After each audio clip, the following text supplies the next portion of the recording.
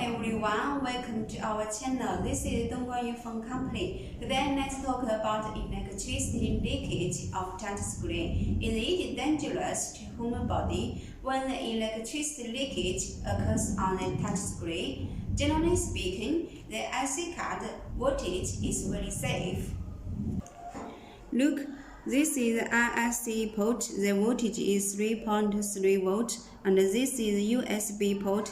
The voltage is 5 volt, so it's far lower than 36 volt.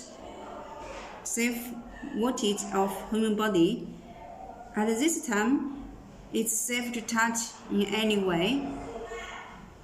But if the touch screen connected to the main board and there is problem with the 220 volt power, at this time the electricity leakage on touch screen will have a certain danger. Okay, that's all today. Thanks for your watching. More information of touch screen welcome from us. Thanks. See you next time.